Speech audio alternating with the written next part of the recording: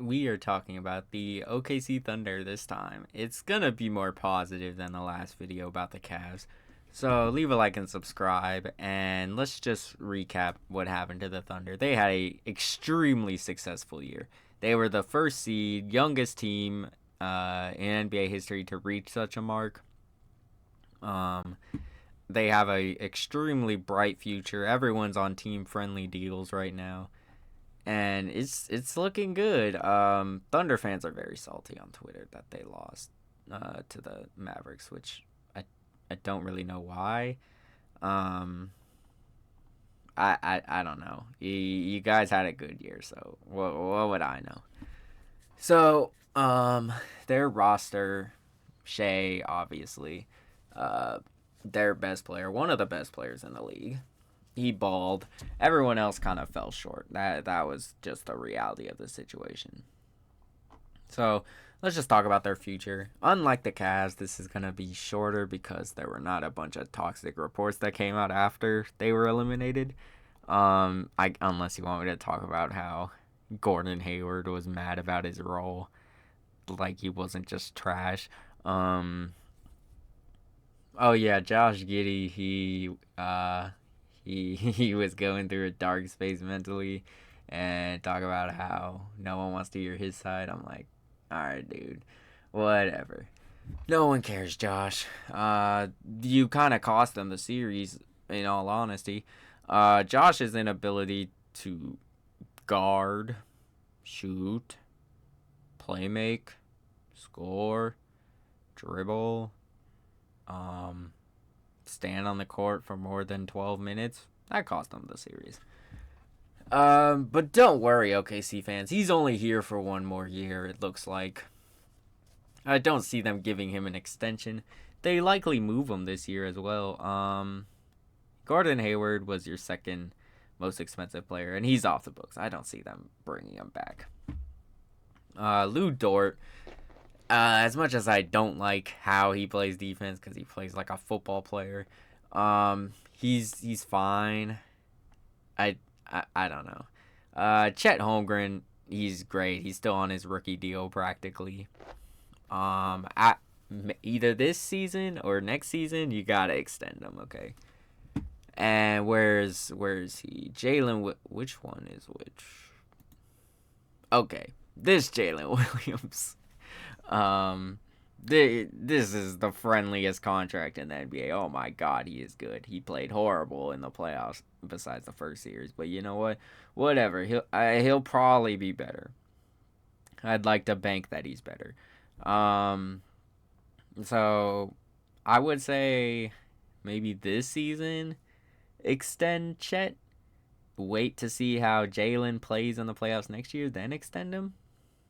See if he's really worth that contract. I'm not sure how the extensions work, so maybe Chet waits till he makes an All-Star appearance and then he takes the extension. But in all honesty, these next 2 years are very important for the OKC Thunder. You have Shea. He's 25 years old. I say that like it's a bad thing, but it's good. You have a young star. 3 years on his contract, basically. So you have 2 more until he's going to demand max money. Chet, again, another year till he demands his max money. And Jalen Williams, another year till he demands his max money. So the thing I liked about OKC this year is they had a bunch of athletes and guys who could shoot, so they were just very quick and athletic, and they could spread the floor. Pretty much the perfect modern team that anyone would want. And one way you could improve or get your ceiling up is getting rid of Josh Giddey and just forcing Cason Wallace. He didn't play good the last game, but he was giving good minutes. Can't say I watched a ton of Thunder games, so it's not like I could speak too much. Isaiah Joe's good too, so maybe give him a little extension. But you have a very, very young core. You have a coach who's young and he's going to learn to be better. He did not coach a very good series, considering he is coach of the year. Shea, however, look, Shea gets a lot of praise, okay? And Shea is fine. I think he's a top 5 player in the league, most likely. But Shea's got to work on his defense, bro. Maybe I expected too much because I was trusting everyone saying Shea was a elite defender for a guard. This guy can't guard anyone, bro. Those 3 games, PJ Washington was going crazy. You know who was guarding him a majority of the time? Shea Gilgeous-Alexander. And just they switched him, and then PJ started doing mid for the rest of the series, and they put Shea on Derrick Jones Jr. What does he do? He goes nuclear for those 3 games. I'm not even saying he has to be better, just be like serviceable. Like Curry in the playoffs is serviceable.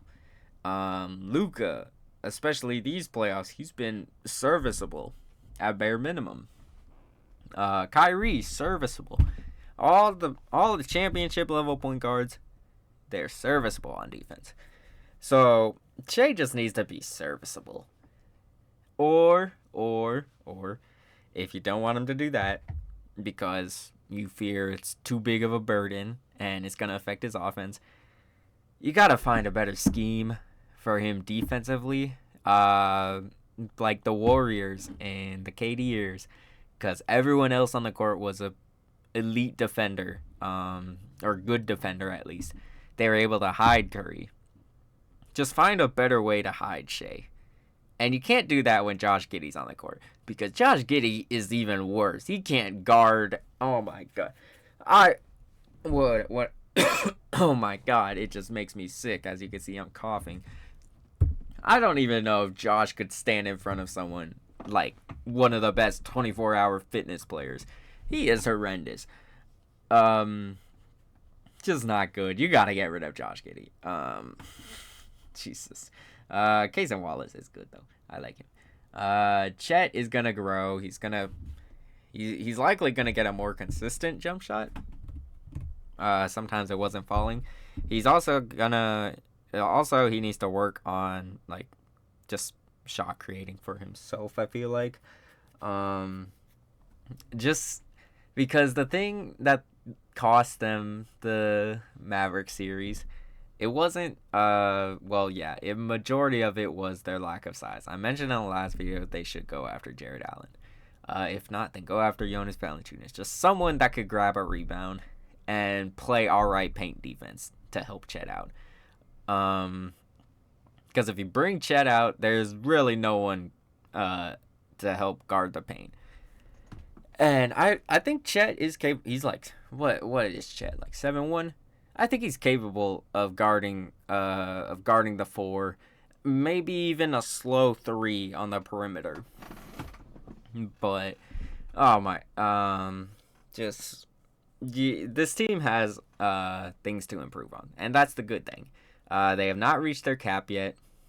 In another 2 years, we're gonna start having conversations because it's gonna be similar to the ones we have about the Boston Celtics. Okay. Don't hang your head low. You had a good year. You're way ahead of schedule, but now that you're ahead of schedule, the expectations are gonna be ahead of schedule. Okay. After next year, the NBA community as a whole probably won't care about how young you are. And OKC should know, like, right now it seems like they have all the time in the world. But what happened after the 2012 finals? We were all like, the NBA was all like, oh, they have a lot of time. It's okay. They'll be back. And it went away just like that. So, Sam Presti has done a phenomenal job rebuilding this team after the Westbrook and Paul George era. He's done a phenomenal job. Nothing to take it away from him. But he's got to start trading these draft picks. You've got to start making moves, okay? Now, a lot of fans are mad they didn't make deadline moves. I'm not too mad about that because the thing about this is you could see it as this was like the test year to see who's really built for this team in the long run.